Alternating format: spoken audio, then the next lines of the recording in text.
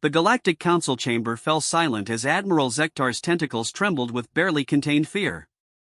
The massive Krillian had survived 3 interstellar wars, faced down space pirates across 17 sectors, and negotiated peace treaties with species that communicated through toxic spores. But, today, his voice cracked as he spoke about a single world. Honored council members, Zektar began, his translator struggling with the emotional undertones in his speech. We must discuss the situation on Kepler 442b. The chamber's atmospheric processors hummed as they adjusted to accommodate the dozen different species present. The ethereal Vashtii floated in their energy containment fields, while the crystalline Quartzians chimed softly in harmonious concern. Every representative knew what this emergency session meant. The evacuation is complete, Zektar continued. All 17 colonies have been abandoned. We lost 43% of our personnel during the withdrawal. Ambassador Lithyra of the Serpentine Coalition raised her scaled head. Admiral, your report stated that Kepler 442b showed perfect habitability indices. Class M atmosphere, abundant water, rich mineral deposits. Our geological teams confirmed stable tectonic activity. What changed?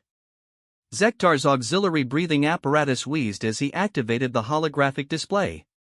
The planet materialized above the council table, a beautiful blue-green world with swirling white clouds and 2 small moons. It looked peaceful, almost inviting. Everything changed when night fell, Zektar said. The planet awakens after dark. The hologram shifted to display thermal imaging from the planet's surface. During the day cycle, everything appeared normal: forests, plains, rivers, and mountain ranges showing expected heat signatures. But, as the simulation progressed to nighttime, the display exploded with activity. Massive heat blooms erupted from underground cavern systems. Creatures the size of city blocks moved beneath the surface, their body temperatures registering as molten lava. Strange geometric patterns appeared across entire continents as something vast and intelligent responded to the darkness. The indigenous lifeforms are unlike anything in our xenobiological databases, Zektar explained. During daylight hours, they remain dormant in deep underground chambers. But, when the sun sets, they emerge to hunt. Council member Vorask, a silicon-based life form from the Andromeda Spiral, projected his thoughts directly into the translation matrix. Define hunt, Admiral. Are we discussing simple predation patterns? No. Zektar's tentacles writhed with remembered terror. These creatures hunt technology. They seek out artificial electromagnetic signatures and destroy them with surgical precision. Our shields, weapons, communications, nothing works against them. They seem to absorb energy-based attacks and grow stronger. The council chamber erupted in concerned chittering, buzzing, and harmonic vibrations as various species expressed their alarm through their native communication methods. Our xenobiologists believe these creatures evolved specifically to eliminate technological civilizations, Zektar continued. The planet appears to be a trap. It presents perfect conditions for colonization, then systematically destroys any advanced species that attempts to settle there. Ambassador Lithyra's forked tongue tasted the air nervously. What about ground-based defensive positions? Hardened bunkers? Surely your military could establish a foothold. We tried everything, Zektar replied, his voice hollow. Energy barriers, kinetic weapons, orbital bombardment. The creatures adapt faster than we can modify our tactics. During our final evacuation attempt, they demonstrated the ability to manipulate gravitational fields. They pulled 3 of our transport ships directly into the planet's surface. The holographic display showed the last recorded footage from the evacuation. Massive shadowy forms rose from cracks in the earth, reaching toward fleeing spacecraft with appendages that seemed to bend space itself. The video cut to static as the recording ship was presumably destroyed. How many of these creatures exist? Asked Counselor Plix of the insectoid hives, her mandibles clicking rapidly. Unknown. Our deep ground sensors detected movement across every continent. The creatures appear to be connected through some form of collective intelligence. When we attacked one, all the others immediately knew our location and capabilities. The chamber fell silent again as the implications sank in. This wasn't just a failed colonization attempt, it was a warning that somewhere in their galaxy existed a world specifically designed to destroy advanced civilizations. "The planet will be marked as a forbidden zone," declared Prime Counselor Ethmore, the ancient being whose species had founded the Galactic Council millennia ago. "No council member will approach Kepler 442b under any circumstances. The system will be quarantined." But, as the council members began filing out of the chamber, exchanging nervous conversations about this new threat, none of them noticed the small observation pod that had been monitoring their emergency session. The pod's occupants had listened to every word with growing excitement rather than fear. 3 days later, Captain Sarah Chan reviewed the intelligence report for the 5th time, her coffee growing cold in the zero-gravity cup holder.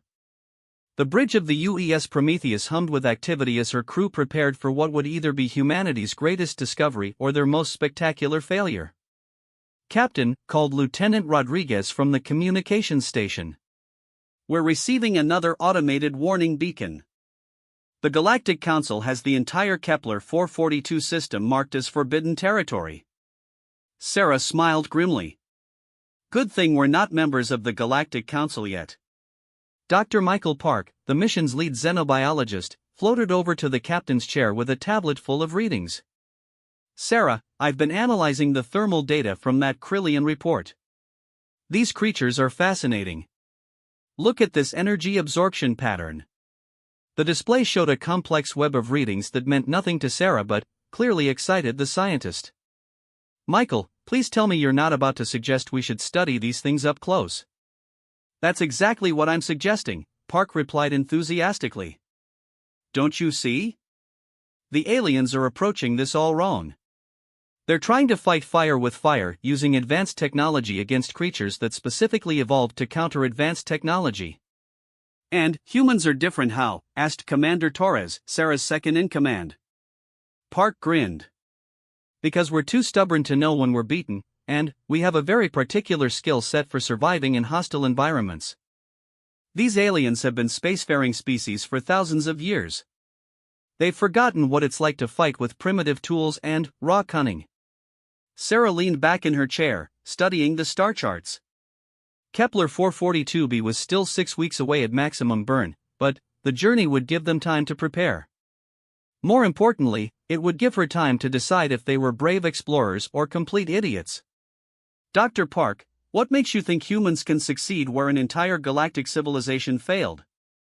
"Because, Captain, we're the species that looked at the most dangerous predators on our home planet and decided to make them into pets. We're the ones who saw oceans full of creatures that could kill us and decided to sail across them anyway. We climbed mountains that could crush us, explored caves that could trap us, and built cities in places where nature actively tried to kill us." Park pulled up historical footage on his tablet, humans surfing massive waves, climbing sheer cliff faces, diving into underwater caverns, and racing vehicles at impossible speeds. Every other species in the galaxy evolved on worlds that were relatively safe. They developed technology to overcome natural challenges, but they never developed the raw adaptability and stubborn persistence that humans have. When their technology fails, they retreat.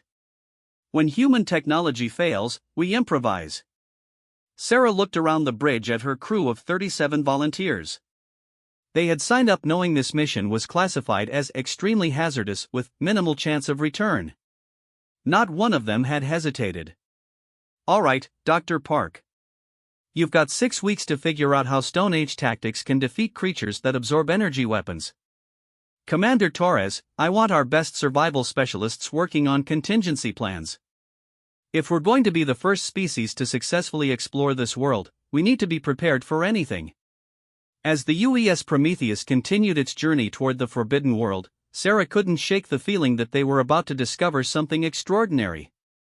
The aliens saw Kepler 442b as a death trap, but humans had a long history of turning death traps into vacation destinations. The question wasn't whether they would survive their encounter with the planet's deadly inhabitants. The question was whether the planet would survive its encounter with humanity. In the depths of space, the UES Prometheus carved its path toward a world that had defeated every advanced civilization brave enough to attempt settlement. Behind them, automated monitoring stations registered their passage and immediately began transmitting warnings to the Galactic Council. The aliens had no idea that they were about to witness something unprecedented in galactic history, the first time a species had ever voluntarily sought out their most dangerous failure. And, in the deepest parts of Kepler 442b, ancient creatures that had slumbered for decades began to stir as they sensed new electromagnetic signatures approaching their domain. The planet's guardians were preparing for another hunt, expecting to face the same advanced technology they had encountered for millennia. They had no way of knowing that the approaching prey had spent their entire evolutionary history learning to survive without the technology they were designed to destroy. The UES Prometheus shuddered as it dropped out of hyperspace at the edge of the Kepler 442 system. Captain Sarah Chen gripped her command chair as proximity alarms screamed throughout the bridge. 3 massive alien dreadnoughts immediately moved to intercept their trajectory. "Captain," Lieutenant Rodriguez called out from communications. "We're being hailed by the lead vessel. "It's a Krillian warship." "On screen," Sarah ordered. The viewscreen flickered to life, revealing Admiral Zektar's imposing tentacled form. His translator crackled with urgency. "Human vessel, you are approaching a quarantine system. Turn back immediately for your own survival." Sarah stood and smoothed her uniform. "Admiral Zektar, I presume." "I'm Captain Sarah Chen of the United Earthship Prometheus. We appreciate your concern, but we have every intention of exploring Kepler 442b. Zektar's tentacles writhed in what humans had learned was equivalent to shocked disbelief. "Captain Chen, you clearly did not understand our warnings. This planet has destroyed 17 separate colonization attempts. 43% casualty rates. Nothing we possess can harm the indigenous creatures." "With respect, Admiral," Sarah replied calmly, "that's why we're here. We'd like to try a different approach." "Different approach?" Zektar's voice rose to a pitch that made his translator emit feedback squeals. "Captain, these creatures absorb energy weapons, manipulate gravity, and demonstrate collective intelligence across continental distances. What possible approach could your species employ that we have not attempted?" Dr. Park stepped into view of the communication array, carrying what looked like a primitive wooden spear. "Admiral, have you tried hitting them with pointy sticks?" The silence that followed was so profound that the bridge crew could hear the ship's air recycling system cycling. Finally, Zektar's tentacles began what humans recognized as involuntary spasms of confusion. Did that human just suggest attacking energy-absorbing predators with primitive wooden implements?" "Among other things," Park replied cheerfully. "We've also brought rocks, fire, rope, and some very creative ways to apply basic physics principles." Commander Torres leaned forward. "Admiral, we appreciate the Galactic Council's concern for our welfare, but humanity has extensive experience dealing with hostile environments and deadly predators. We'd like the opportunity to study these creatures firsthand." Zektar's entire body seemed to deflate. "You're serious? You actually intend to land on that world carrying pre-industrial weapons to fight creatures that have defeated our most advanced military technology?"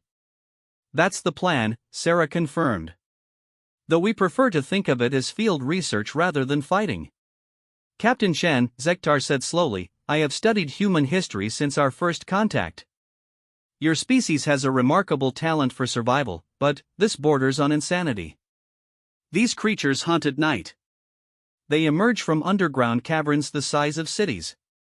They move through solid rock as easily as your ships move through space."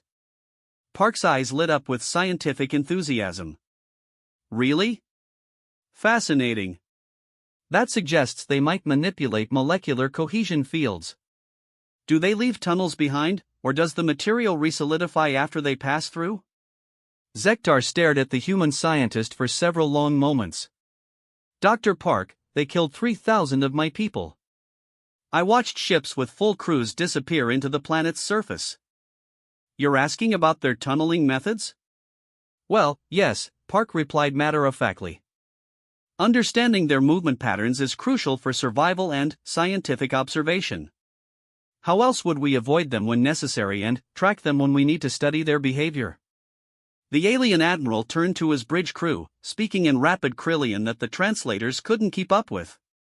Finally, he faced the human ship again. Captain Shen, I cannot in good conscience allow your vessel to approach that world. I will escort you to the system boundary and request that you return to Earth space immediately. Sarah exchanged glances with her senior staff. Admiral, we respect the Galactic Council's authority, but Earth isn't a member government yet. You have no legal jurisdiction over our exploratory missions. Legal jurisdiction? Zektar's tentacles curled and what humans had learned indicated extreme frustration. Captain, I'm trying to prevent your entire crew from being consumed by nightmare creatures that our greatest military minds couldn't defeat. And we appreciate that, Sarah said sincerely. But, Admiral, this is what humans do. We explore dangerous places, study deadly creatures, and find ways to survive in hostile environments. It's literally how our species evolved.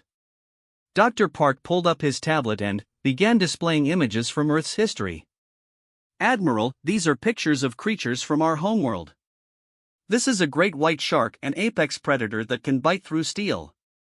Humans regularly swim in the same oceans and even study them up close. This is a grizzly bear, capable of crushing a human skull with a single swipe. We camp in their territories and photograph them for entertainment. The images continued: humans climbing active volcanoes, diving into underwater caves, exploring Arctic wastelands, and trekking through jungles filled with venomous creatures. This is Mount Everest, Park continued. It kills approximately 10% of the humans who attempt to climb it. We call it a recreational challenge. This is the Amazon rainforest, where nearly every plant and animal is trying to kill you. We conduct scientific research there year-round. Zektar watched the display in growing amazement.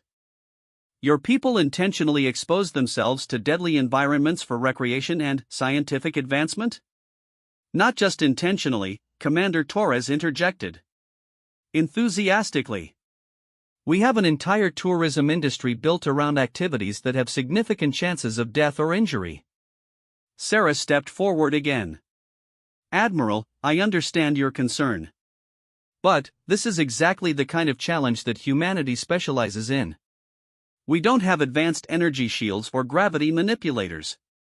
We've learned to survive through adaptability, improvisation, and sheer stubborn persistence.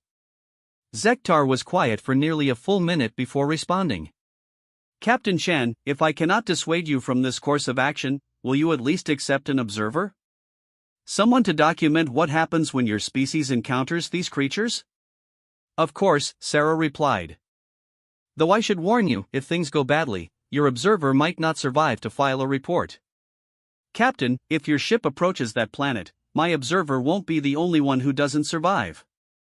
2 hours later, the Krillian science officer specialist Kexera materialized in the Prometheus's transporter room, carrying equipment that looked far more sophisticated than anything on the human ship. The specialist was smaller than Admiral Zektar, with translucent tentacles and bioluminescent patches that flickered with what humans had learned indicated curiosity. Specialist Kexera, Sarah greeted the alien. Welcome aboard. Dr. Park will show you to your quarters and brief you on our mission parameters. As they walked through the ship's corridors, Kexera's optical sensors took in everything with obvious fascination. Dr. Park, your ship's technology is remarkably primitive compared to Council standards. These corridors appear to be constructed from simple metal alloys. That's right, Park replied proudly. Steel, titanium, aluminum, basic materials that are easy to repair and don't emit complex electromagnetic signatures. We specifically avoided most advanced technologies for this mission. Avoided them? Why would you deliberately handicap your capabilities? Park stopped at a storage bay and opened the massive doors. Inside, instead of high-tech weapons and equipment, Kexera saw what looked like artifacts from a pre-industrial civilization. Wooden spears, stone-headed axes, hemp rope, metal tools that appeared to be hand-forged, and containers filled with various chemical compounds. Because, Park explained, the creatures you encountered have spent millennia evolving to defeat advanced technology.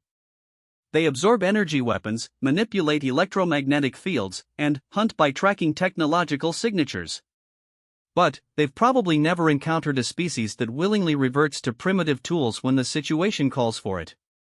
Kexera's bioluminescent patches flickered rapidly. You intend to fight energy-manipulating predators with stone axes and wooden spears? Fight might be the wrong word, Park mused. We prefer to think of it as armed research.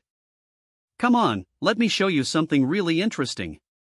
They walked to another section where crew members were practicing with various primitive weapons.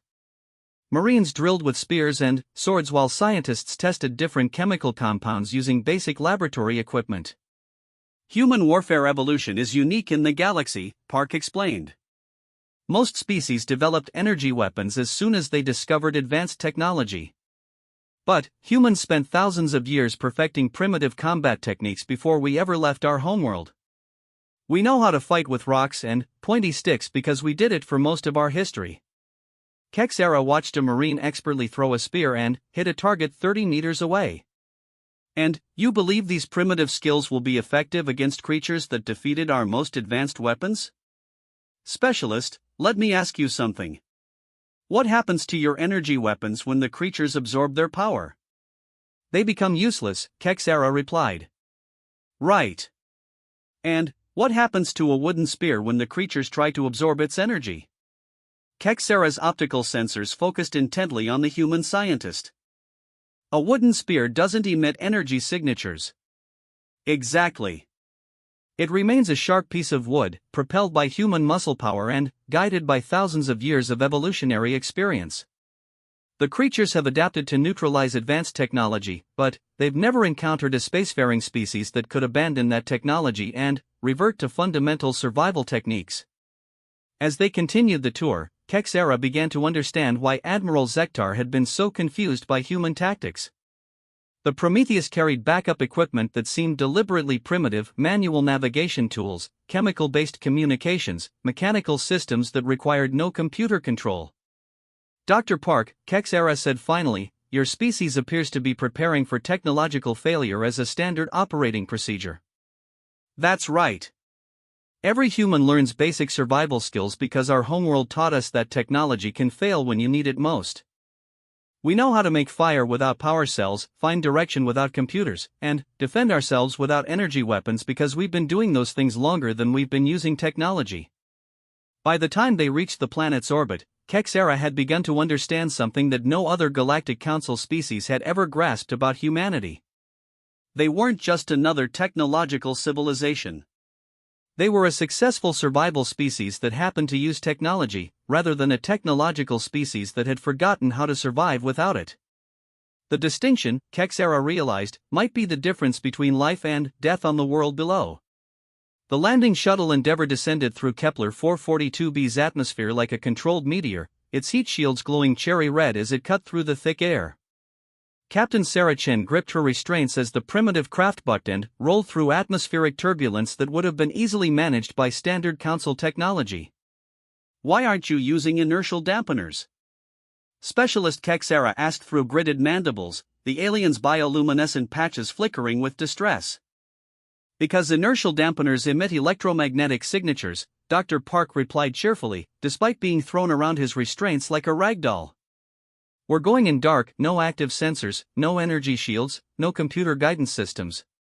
Just manual piloting and mechanical systems. Kexera watched in amazement as Commander Torres manually adjusted their trajectory using nothing but visual reference points and mechanical flight controls. The human pilot was actually steering a spacecraft using the same principles their ancestors had used to navigate sailing ships across Earth's oceans. Landing zone in sight, Torres called out. 2 kilometers from the nearest confirmed creature emergence point, just like we planned. Through the viewport, they could see their destination, a wide plateau overlooking a valley that thermal imaging had shown to be riddled with underground cavern systems. In the daylight, it looked peaceful and inviting, with flowing water and lush vegetation. The shuttle touched down with a jarring impact that would have been impossible with standard anti-gravity landing systems. As the engines powered down, the silence was immediate and absolute. Welcome to hell, Dr. Park announced with obvious enthusiasm. Let's go make history. The landing team consisted of 12 humans and their reluctant alien observer. Each human carried equipment that looked like it belonged in a museum: hand-forged metal tools, chemically treated wooden weapons, rope made from plant fibers, and instruments that operated on purely mechanical principles. Sarah led the team across the plateau toward a cluster of rock formations that would provide shelter and defensive positions when night fell. Behind them, the Endeavour sat silent and cold, its systems completely powered down to avoid electromagnetic detection. "The plan is simple," Sarah explained to Kexera as they hiked. "We establish a defensive perimeter using terrain advantages and primitive barriers. When the creatures emerge after sunset, we observe their behavior and test our hypothesis about their technological dependencies." "And if your hypothesis is wrong?" Kexera asked. "Then, we improvise," replied Sergeant Martinez, the team's senior Marine. "It's kind of our specialty." The afternoon passed quickly as the humans prepared their campsite with an efficiency that impressed their alien observer. They constructed barriers from local stone, dug fighting positions that utilized natural rock formations, and set up observation points that provided multiple escape routes. Most remarkably to Kexera, they accomplished all of this without using any technology more advanced than pulleys and levers. The humans moved stones weighing several tons using nothing but rope, wooden poles, and clever applications of physics principles. "How did your species learn to manipulate heavy objects without anti-gravity manipulation?" Kexera asked Dr. Park as they watched the Marines reposition a boulder to block a potential attack route. "Trial and error, mostly," Park replied. "Also, we had several thousand years to practice before we developed better tools. When you spend enough time moving heavy objects manually, you learn every trick in the book." As the sun began to set, the temperature dropped noticeably and strange sounds echoed from the valley below. Deep rumblings suggested massive movement beneath the surface, and thermal readings on their primitive instruments showed heat blooms erupting from underground cavern systems. "Showtime," Sarah whispered as her team took their positions. The first creature emerged just as complete darkness fell across the plateau. It rose from a fissure in the rock face like a living mountain, its body consisting of what appeared to be living stone shot through with veins of bioluminescent material. The creature was easily 50 meters tall and moved with fluid grace despite its massive size. Kexera's fear pheromones filled the air as more creatures began emerging throughout the valley. "Captain Chen, we need to retreat immediately. Look at the size of them." But the humans remained calm in their defensive positions, watching with scientific fascination as more creatures appeared. Some moved through solid rock like it was water, while others manipulated gravitational fields to float above the ground. "Amazing," Dr. Park whispered into his handheld recorder. "They're demonstrating at least 3 different types of exotic matter manipulation. The energy requirements must be enormous." One of the creatures turned toward their position, its sensor organs, crystalline structures that glowed with internal light, focusing on the plateau where the humans waited. It began moving in their direction with increasing speed. "Contact," Sergeant Martinez called softly. "Big Ugly, incoming from the northeast. Range approximately 800 meters and closing." Sarah raised her hand for silence as the creature approached. When it was within 50 meters of their position, it stopped abruptly and began what appeared to be a search pattern, its sensor organs sweeping back and forth across the area where they were hidden. "It can't find us," Dr. Park whispered excitedly. "Look at its behavior, it's searching for electromagnetic signatures that we're not producing." The creature spent nearly 10 minutes investigating the area around their camp, moving rocks and examining the ground with obvious confusion. Finally, it emitted a low-frequency sound that vibrated through the plateau and received answering calls from throughout the valley. "It's communicating with the others," Kexera observed. "Telling them there's nothing here." "Exactly," Sarah replied. "Without technology signatures to track, we're essentially invisible to their primary hunting senses." But their celebration was premature. One of the creatures investigating the valley below suddenly changed direction and began climbing directly toward their position. Unlike the first one, this creature moved with obvious purpose and intelligence. "Secondary contact," Martinez reported. "This one's not searching, it knows we're here." As the creature climbed the plateau's rocky face, the humans could see that it was different from the others. Smaller, more agile, with sensor organs that glowed in different spectrums of light. It's not hunting technology, Dr. Park realized suddenly. It's hunting heat signatures. Biological heat. The creature crested the plateau's edge and stood 30 meters away from their defensive position, its alien intelligence clearly studying these strange new visitors. For several tense moments, human and alien predator regarded each other across the rocky ground. Then, the creature charged. Weapons free, Sarah commanded. What happened next would have been impossible for any other spacefaring species in the galaxy to believe. Instead of retreating or attempting to use advanced weapons, the humans stood their ground and fought back with tools that wouldn't have looked out of place in a Stone Age settlement. Sergeant Martinez stepped forward with a spear that was nothing more than a sharpened wooden shaft with a steel point. As the creature lunged at him, he sidestepped with trained precision and thrust the primitive weapon into what appeared to be a joint between armored sections of the creature's hide. The spear penetrated. The creature roared in what was unmistakably pain and surprise, dark fluid spurting from the wound. It spun toward Martinez, but Dr. Park was already moving, swinging a stone-headed axe with surprising skill. The primitive tool struck the creature's sensor organ with a wet cracking sound. "It's working!" Park shouted. "The stone weapons are effective." Other team members joined the battle with weapons that the Galactic Council would have considered museum pieces. Swords forged from simple steel, wooden clubs studded with metal spikes, and spears thrown with accuracy that spoke of countless hours of practice. The creature fought back with strength and speed that would have overwhelmed any normal hunting party, but these weren't normal hunters. These were humans who had spent their entire evolutionary history learning to kill things that were bigger, stronger, and more dangerous than they were. When the creature tried to manipulate gravity to escape, Corporal Johnson caught it with a net made from plant fibers and weighted with stones. When it attempted to phase through solid rock, Specialist Juan was waiting with a crossbow that put a steel bolt through its retreat route. Within minutes, the massive predator lay dead at their feet, killed by weapons that represented 30,000 years of human hunting experience. The silence that followed was broken by Sarah's stunned observation: "You killed it. You actually killed one of the creatures that destroyed our most advanced military units. More importantly, Dr. Park added as he began examining the corpse with instruments that wouldn't have been considered advanced in the 18th century, "We've learned that they're not invincible. They've evolved specific defenses against energy-based attacks, but they have no immunity to basic physical trauma." Sarah activated her mechanical communication device, a system that used reflected light signals to contact the orbiting ships. "Admiral Zektar, this is Captain Chen. We've successfully engaged and eliminated one of the indigenous predators. The creatures are vulnerable to primitive kinetic weapons." The response from orbit crackled with disbelief. "Captain Chen, please repeat that last transmission. Did you say you killed one of the creatures?" "Confirmed, Admiral. One creature down, primitive weapons effective.